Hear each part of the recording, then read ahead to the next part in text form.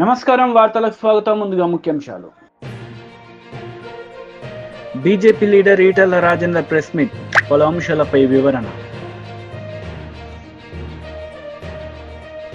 TDP polit bureau సభ్యులు Varla Ramayya media సమావేశం, పలు అంశాలపై వివరణ.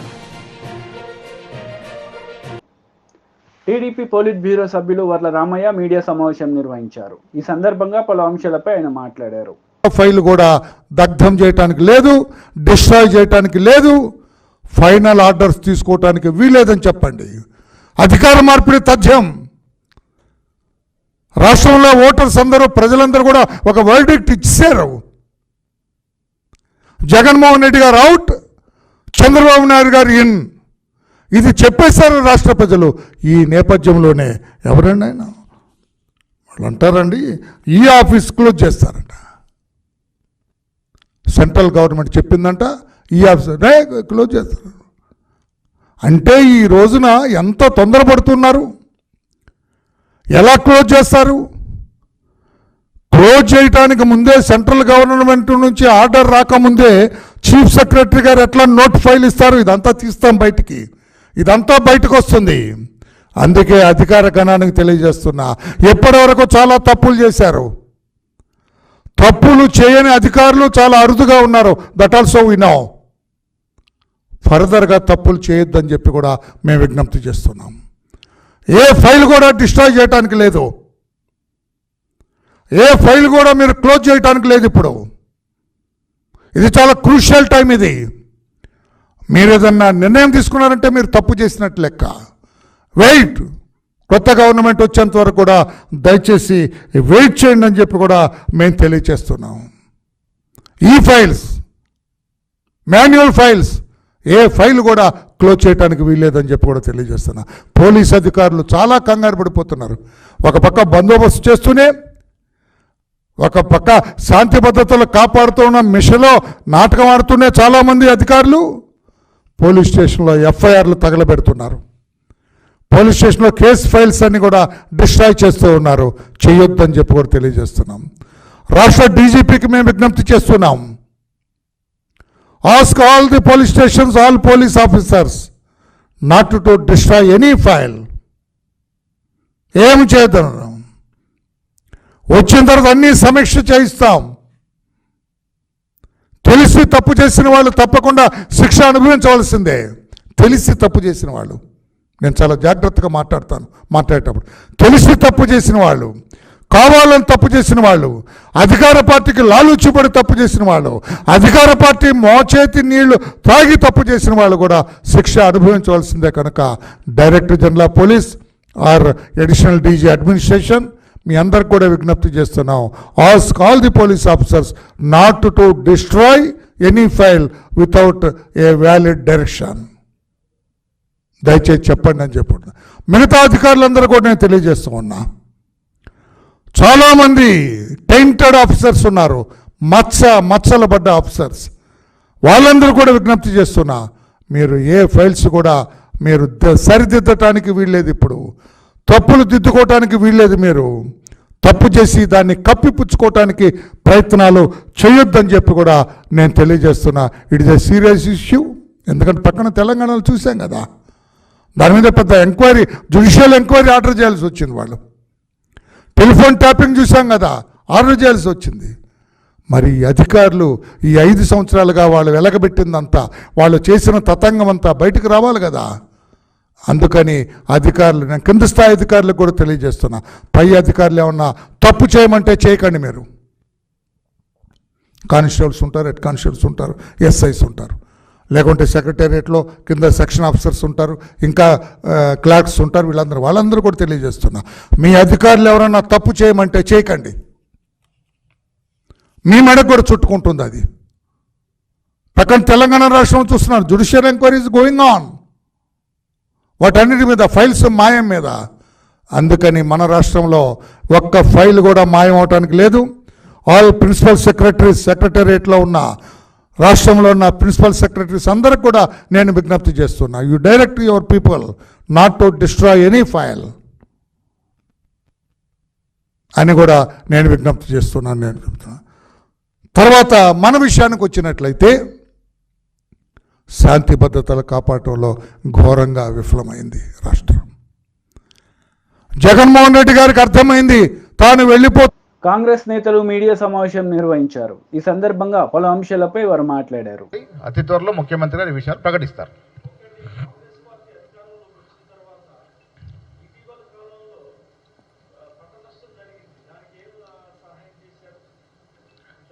పంట నష్టం జరిగిన దాని మీద కోదండ రెడ్డి గారు చాలా సీనియర్ మోస్ట్ నాయకులు అధ్యయనం చేస్తూ ఉన్నారు. డెఫినెట్గా ప్రకటిస్తారు. ఏది ఉన్నా కొద్ది వెనక ముందు కానీ వస్తుంది. ఖజానా పరిస్థితి అంటే ఒక్కసారి మీరు మాకన్నా ఎక్కువ నిష్ణార్థులు అధ్యయనం చేయండి. ఇవాళ రాష్ట్ర ఖజానా పరిస్థితి, రాష్ట్ర ఆర్థిక పరిస్థితి ఏమిటి, ఎలాంటి పరిస్థితులు మనకు రాష్ట్రాన్ని ప్రభుత్వాన్ని అప్పచెప్పినారు.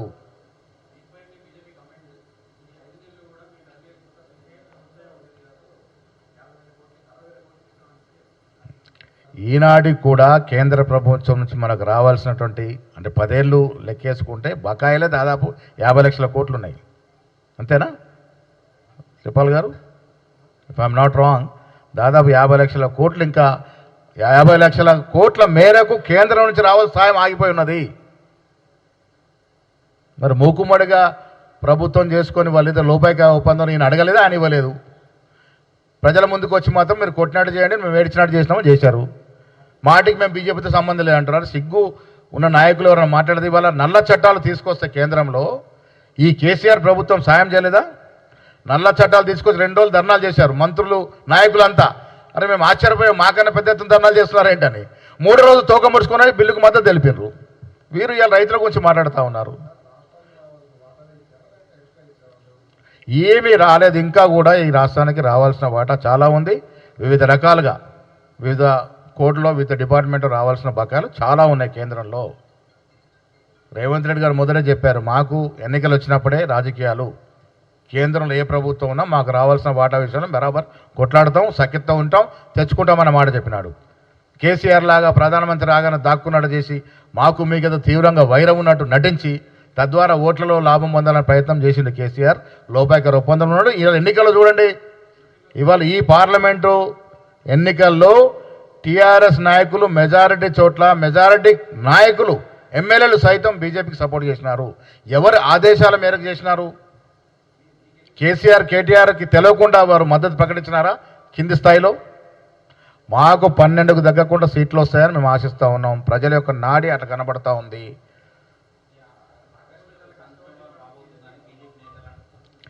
ఆగస్ట్ సంక్షోభం అనేది ఒక ఎన్టీఆర్కే పరిమితం.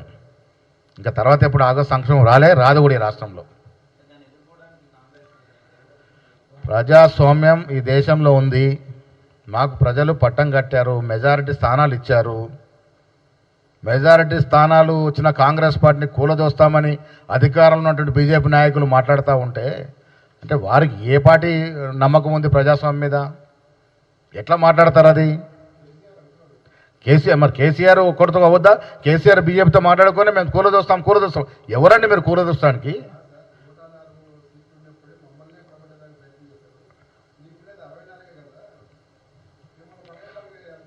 మెజారిటీ సీట్లు మాకున్నాయి. సమర్థవంతమైన పాలన రేవంత్ రెడ్డి నాయకత్వం నడుస్తూ ఉంది. దేనికోసం పడగొడతారు?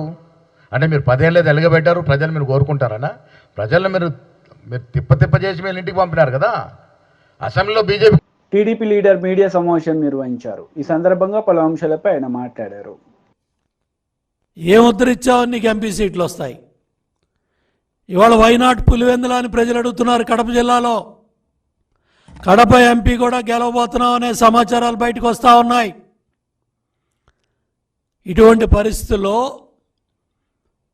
ఈరోజు 3 రోజుల తర్వాత బయటకు వచ్చి ఇటు సోషల్ మీడియా కానీ మీడియా కానీ దేశం అంతా రాష్ట్రం అంతా ఘోషిస్తూ ఉంటే తట్టుకోలేక ఈరోజు నీ బెంచ్ కంపెనీలో నువ్వు పెంచి పోషించిన ఈ సైన్యం, ఈ ఐపాక్ ముఠా వాలంటీర్ వ్యవస్థను అడ్డం పెట్టుకొని ప్రజల వ్యక్తిగత సమాచారాన్ని, వ్యక్తిగత డేటాని ఇవంతా కూడా చోరీ చేసిన ముఠా ఐపాక్ రుషిపా సింగ్ ముఠా.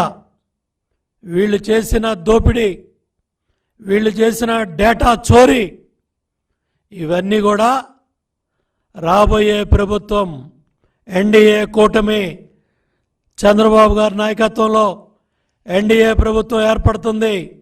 ఈ ఐపాక్ టీం ఈ డేటా చోరీ, రాష్ట్ర ప్రజల వ్యక్తిగత సమాచారం, వ్యక్తిగత భద్రతా సమాచారాన్ని వాలంటీర్ వ్యవస్థ ద్వారా చోరీ చేసి జగన్మోహన్ రెడ్డి ఐపాక్ టీంకి కట్టబెట్టాడు. ఇవాళ దేనికి నీ మిడిసిపాటు, నీ బడాయ్ బాబాయిని గొడ్డలతో చంపిన ముద్దాయిల్ని నీ తమ్ముడు అవినాష్ రెడ్డిని కాపాడుతున్నందుకు నిన్ను గెలిపిస్తారా? ధరలు, నిత్యావసర వస్తువులు, పేదల రక్తాన్ని పీల్చి 8 లక్షల కోట్ల రూపాయల భారం వేసినందుకు నిన్ను ఉద్ధరిస్తారా రాష్ట్ర ప్రజలు? ఎస్సీ ఎస్టీ సప్లాన్ అన్ని నిధులు 1.5 కోట్లు నిధులు మళ్లించి ఏం ఉద్ధరించావని మళ్ళీ పకటకళ్ళకంటున్నావు. జగన్ రెడ్డి సమాధానం చెప్పమని కూడా నేను అడుగుతా ఉన్నా. అన్నా క్యాంటీన్లో పేదవాడికి అన్నం పెడితే ఓరవలేకపోయావు, పెళ్లి కానుకలు ఇస్తే ఓరవలేకపోయావు, 100కు పైగా ఎస్సీ ఎస్టీ బీసీ మైనార్టీ పథకాలన్నీ రద్దు చేశావు. దీనికోసం నువ్వు కళ్ళకంటున్నావు. మద్యపాన నిషేధం చేస్తేనే ఓట్లు అడుగుతా ఉన్నావు. అవన్నీ మర్చిపోయావు. మాట ఇచ్చావు, మాట తిప్పావు. దానికోసం నీ మిడిసిపాటు. నాసిరకం మద్యం, విషపూరిత మద్యం, 35,000 మంది సామాన్య పేద మధ్యతరగతి కుటుంబాలు మంగళసూత్రాలు తెంచినందుక మీ మిడిసిపాటు? కరెంట్ ఛార్జీలు 3 పెంచినందుక మీ మిడిసిపాటు? బస్ ఛార్జీలు పెంచినందుక మీ మిడిసిపాటు? ఇసుక ధరలో అడ్డగోలుగా 4 రెట్లు పెంచి 40 లక్షల మంది భవన నిర్మాణ కార్మికులు పొట్టగొట్టినందుక మీరు గెలుస్తానని ఎగిరెగిరి పడతా ఉన్నారు? 30,000 మంది మహిళలు అదృశ్యమయ్యారని కేంద్ర సంస్థల పార్లమెంట్లో చెప్తే సమాధానం చెప్పే ధైర్యం మీ ప్రభుత్వం దగ్గర లేదు. జాబ్లెస్ క్యాలెండర్ ఇచ్చినందుకు నిరుద్యోగ యువత కసిగా ఇవాళ ఎంత పెద్ద ఎత్తున బూతుల దగ్గరికి వచ్చి యువత పెద్ద ఎత్తున చైతన్యంతో ఓటేస్తే తట్టుకోలేక 72 గంటల తర్వాత బయట వచ్చి నేను 20 ఎంపీలు గెలుస్తా, 22 మంది ఎంపీలు గెలుస్తానని జప్పాలు డప్పాలు కొట్టుకుంటున్నావా జగన్ రెడ్డి? రివర్స్ పిఆర్సీ ఇచ్చినందుక నీకు ఓటేస్తారు. 4 లక్షల మంది ఉద్యోగ సోదర సోదరీమణులంతా కూడా మండు టెండర్లో 90% పైగా 4 రోజులు నిలబడి మీరు ఎన్ని ఇబ్బందులు పెట్టినా కసిగా ఓట్లేసిన ఉద్యోగస్తుల కుటుంబాలు కనపట్టలేదా జగన్ రెడ్డి అని కూడా నేను అడుగుతా ఉన్నా. పోలవరాన్ని నట్టేటా ముంచేశావు, గోదావరిలో నదుల అనుసంధానాన్ని గాలికి వదిలేశావు, ప్రాజెక్టులన్నీ నట్టేటా ముంచేశావు, రాయలసీమ ప్రాజెక్టుని గాలికి వదిలేశావు, రాయలసీమ ద్రోహిగా చరిత్రలో ఉంటావు. ఇందుకోసం బీజేపీ లీడర్ మీడియా సమావేశం నిర్వహించారు. ఈ సందర్భంగా పలు అంశాలపై ఆయన మాట్లాడారు. స్పష్టత లేనటువంటి ఒక వ్యక్తి ఈ ముఖ్యమంత్రి రేవంత్ రెడ్డి అని చెప్పని నేను పేర్కొంటా ఉన్నా. రుణమాఫీ అని పదే పదే మాట్లాడుతూ రైతులని శాశ్వతంగా రుణగ్రస్తులుగా చేస్తున్నటువంటి వ్యక్తులు ఈ రేవంత్ రెడ్డి ప్రప్రథముడు అని చెప్పని నేను ఈ సందర్భంగా పేర్కొంటా ఉన్నా. ఇకపోతే పరపతి రుణాలు, సహకార సంఘంలో సాగవలసినటువంటి ఒక పరపతి రుణాలు అది దిక్కే లేకుండా పోయింది. సహకార రంగాన్ని పూర్తిగా నిర్వీర్యం చేసింది. అసలు వ్యవసాయాన్ని సంక్షోభంలోకి నెట్టేసేటువంటి విధంగా ఈ ప్రభుత్వం వ్యవహారం తీరు ఆ దిశలో పడతా ఉందని చెప్పని నేను పేర్కొంటా ఉన్నా. ఇంకొక వైపున సబ్సిడీ విత్తనాలు ఉచిత పంపిణీ గాలికి వదిలేశారు. సబ్సిడీ పైన ఏర్పాటు కావాల్సినటువంటి డ్రిప్పు స్ప్రింక్లర్ నీటి మీద రాతల్లాగా మిగిలిపోయినాయి. రైతు బంధు జాప్యం మనం చూస్తూనే ఉన్నాం. అదనం ఇస్తారో ఈరో తెలియనటువంటి ఒక పరిస్థితి.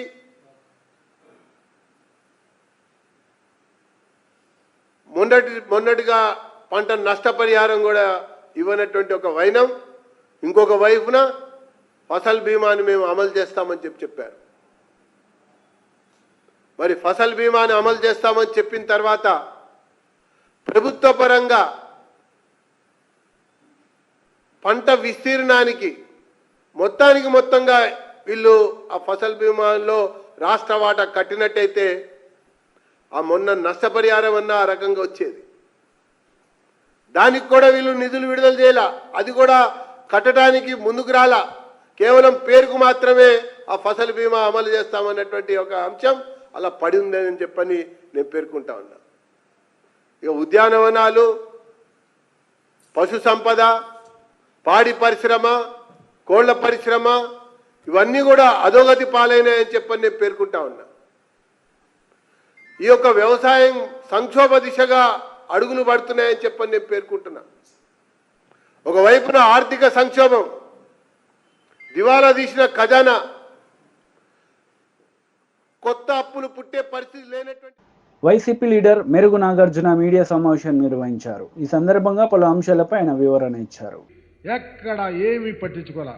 అంటే ఇది ఒక ప్లాన్ ప్రకారం కేంద్రంతో కుమ్మక్కై ఒక ప్లాన్ ప్రకారం ఈ రాష్ట్రంలో జగన్మోహన్ రెడ్డి గారిని అడ్డుకట్ట వేయాలనే ఒక కుట్రతో తప్ప వేరే ఆలోచన లేదు. చాలామంది పోలీసు అధికారులు పచ్చ చొక్కాలు వేసుకున్నారు. నేను ఒకటే చెప్తా ఉన్నా, ఏ పోలీస్ అధికారైనా ఎవరైనా ఈ రాష్ట్రంలో మేము మరలా అధికారంలోకి రాకపోతా ఉన్నాం, ఖచ్చితంగా ఎంక్వైరీ చేస్తాం. మీరేదో మా నాయకుడిని మమ్మల్ని ఓడించాలని చూస్తే ఆంధ్రప్రదేశ్లో ప్రజల న్యాయ నిర్ణేతలుగా ఉన్నారు. జగన్మోహన్ రెడ్డి గారిని అంచెలంచెల విశ్వాసంతో జగనన్న గెలిపిస్తానికి సిద్ధంగా ఉన్నారు. అందుకని ఎక్కడ మాకు ఈరోజు కేంద్రంలో ఒక పోలీస్ అబ్జర్వర్ని వేశారు.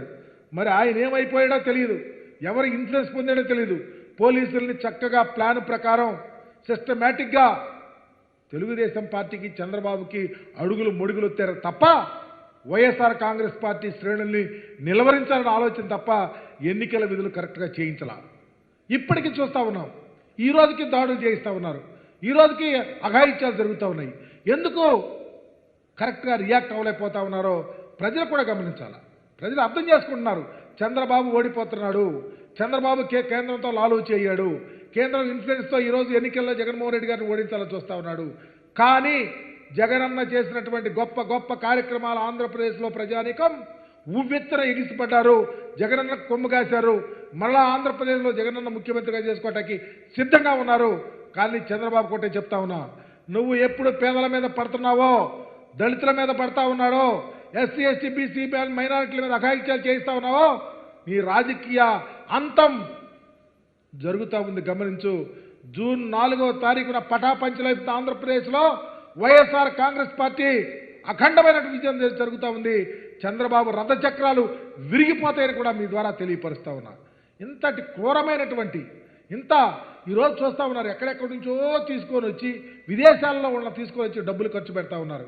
మేము చెప్తా ఉన్నాం, విదేశాల నుంచి వచ్చినా చంద్రబాబు ఎన్ని కుట్రలు కుతంత్రాలు చేసినా కేంద్ర జగన్మోహన్ రెడ్డి గారు ఒక నూతన అధ్యాయాన్ని, ఒక పాజిటివ్ ఓటుని, ప్రజా సంక్షేమాన్ని భుజాన వేసుకుని నడిపినటువంటి ముఖ్యమంత్రి రాష్ట్ర రాజకీయాల్లో ఒక కల్పితురాయిగా పోతా ఉన్నాడు. జగన్మోహన్ రెడ్డి గారి యొక్క గొప్ప ఆశయమో ఆలోచన అదే. పేద ప్రజల యొక్క స్థితిగతులు మెరుగుపడాలా, రాష్ట్రం బాగుండాలా, భావితరాలు బాగుండాలా, భవిష్యత్తు ఈ రాష్ట్రంలో ఉన్న పేదరికంతో పాటు చదువులమ్మ తల్లి ఆంధ్రప్రదేశ్లో వాలలాడాలని గొప్ప ఆలోచనతో పరిపాలన చేస్తే అవే ఈరోజు మాకు శిరోధార్యమైంది, అవే మాకు ఈరోజు పట్టం కట్టపోతా ఉన్నాయి. జగనన్న మరలా ముఖ్యమంత్రి అవటానికి ఆస్కారం కలిగింది. చంద్రబాబులాగా కుట్రలు కుతంత్రాలు దోపిడీలు అఘాయిత్యాలకు ఆలోచనలు ఉంటే అతని పరిస్థితి అఘాయిత్యమే, అతను అఘాతానికి వెళ్ళిపోతా ఉన్నాడని తెలియపరుస్తూ ఈ రాష్ట్రంలో జగనన్నకు ఓటేసిన ప్రజానీకానికి 2 చేతులు జోడించి నమస్కరిస్తూ రామరాజ్యం మరలా కొనసాగబోతా ఉంది. సుభిక్షమైన పరిపాలన ఆంధ్ర రాష్ట్రంలో మరలా రాబోతా ఉంది. ప్రజలు, ప్రాంతాలు, రాష్ట్రం సస్యశ్యామలం కాబోతా ఉంది.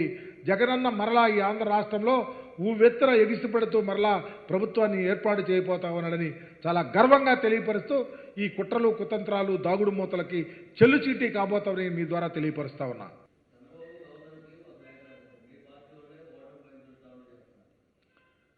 చంద్రబాబు గవర్నర్కి ఒక ఉత్తరం రాశాడు, మా పార్టీ వాళ్ళు. ఒకసారి కళ్ళు లేని కబోజులు కాదు. జనసేన లీడర్ మీడియా సమావేశం నిర్వహించారు. ఈ సందర్భంగా పలు అంశాలపై ఆయన మాట్లాడారు. ఒక మహానాయకుడు ఎగినప్పుడు మీరు ఏం చెప్పినా చేస్తారని చెప్పి ఆయన భావాన్ని యథాతథంగా అమలు చేసి చూపించిన వ్యక్తి ఆయన. తర్వాత ఆయన కూడా గత 2-3 నెలల నుంచి ఫ్యామిలీ వదిలేశారు. మధ్యలో ప్రెసిడెంట్గా పిలిస్తే వెళ్ళి మళ్ళీ వెంటనే వచ్చాను. సో ఆయన మనసా వాచాకారంగా పనిచేసిన వ్యక్తి. నా స్నేహితుడుగా కాదు, జనసేన నాయకుడిగా ఎంత కష్టపడ్డాడు నాకు తెలుసు ఇవాళ. సో నా స్నేహితుడు కాదు కానీ నిజంగా అంత కష్టపడి ప్రతి చోటకి వెళ్ళాడు, ప్రతి వాళ్ళని కలిశారు. ప్రతి వాళ్ళు ఆవేశంలో ఆయన ఎన్నో మాటలు అన్నారు, కానీ ఆవేశాన్ని అర్థం చేసుకున్నాం తప్ప తప్పుగా అనుకోలేదు. ఎందుకంటే అడిగిన వాళ్ళందరూ మంచి ఉద్దేశిస్తున్నారు కానీ వాళ్ళు ఆవేశంతో మాట్లాడారు. సో వాళ్ళందరినీ మనస్ఫూర్తిగా తీసుకొని చాలా చక్కగా తృప్తిగా ఉన్నారు ఆయన. ఇవాళ ఆయన అందరికీ మనస్ఫూర్తిగా సేవ చేసినందుకు మీరు ఆయన ఒకసారి ఇంకా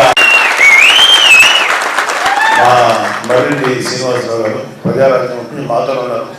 తర్వాత జనసేనలోకి వచ్చారు. ఆయనకి అసలు ఒక్కరోజు కూడా అనపర్తి నియోజకవర్గానికి ఇన్ఛార్జ్ ఏ రోజు కూడా నవగారు నాకు ఒక ఎమ్మెల్యే నిలబడాలి, అయితే ఒక చోటకి వెళ్ళి జిల్లా పరిషత్ చైర్మన్ నిలబడాలి, ఏది అడగల. కేవలం మా కుటుంబం అంటే అవ్యాజమైన ప్రేమ. కళ్యాణ్ బాబు గారి యొక్క ఆలోచనలు, కళ్యాణ్ బాబు గారి యొక్క పార్టీ విధి విధానాలకి చాలా ఇన్స్పైర్ అయ్యి ఎప్పుడు బయటికి రాలా, ఎప్పుడు వెనకాల నుంచి పనిచేసేది, వెనకండే అందరినీ మోటివేట్ చేసుకుంటూ వచ్చిన వ్యక్తి. ఎటువంటి స్వార్థం లేకుండా పనిచేశారు. ఈ రోజు కూడా ఏ స్వార్థంతోనూ పనిచేయట్లేదు, హ్యాపీగా పనిచేసాం. మన వాళ్ళందరినీ చక్కగా కూడగొట్టుకున్నాం, చక్కగా వాళ్ళందరితోటి వాళ్ళందరూ సహకారం తీసుకొని పని చేయించాం అని మాట్లాడిన వ్యక్తి. అన్ని విధాలుగా ఇంకా ఆయన చేసిన పని ఎట్లా ఉంటుందంటే, ఒక 10 తలలు ఉంటే ఎట్లా ఉంటుందో ఒక మనిషికి అంత పనులు, అంత మల్టీ టాస్కింగ్ పనులు ఎన్నో కష్టపడి చేశారు కదా. ఆయనకు ఒక టైంలో చూసి అది భయం వేసి కోపం కూడా అసలు కోపం దానికి రాదు. అలాంటి వ్యక్తికి కూడా కొంచెం కోపం వచ్చింది. అంటే ఎంత కష్టపడ్డాడో మీరందరూ అర్థం చేసుకోండి. మర్రెడ్డి గారు ఇక్కడ ద్వారపూడిలో ఉంటారు, ఎప్పటికీ మీకు అందుబాటులో ఉంటారు, మేము అందరూ అందుబాటులో ఉంటారు, వేరే తర్వాత చెప్తాను. సో ఆయన కూడా మీ అలాగే తుమ్మలపల్లి రమేష్ ఆయన మాటల మనిషి, జాతర మనిషి, జగ్గంపేటకి చాలా ఇన్ఛార్జిగా ఉన్నారు ఆయన. జ్యోతుల నెహ్రూ గారికి జనసేన తరఫున మనస్ఫూర్తిగా పనిచేసిన వ్యక్తి. ఆయనకు కూడా మీ అభినందన తెలియజేయండి. జనసేనకి ప్రజారాజ్యం పార్టీ ఎప్పుడు ఉన్నారు, తర్వాత జనసేన చక్కగా జనసేన కార్యక్రమాలు చేస్తారు. ఇక్కడ ఉన్న మానస కానీ, తర్వాత ఇక్కడ ఉన్న పెద్దవాళ్ళందరూ.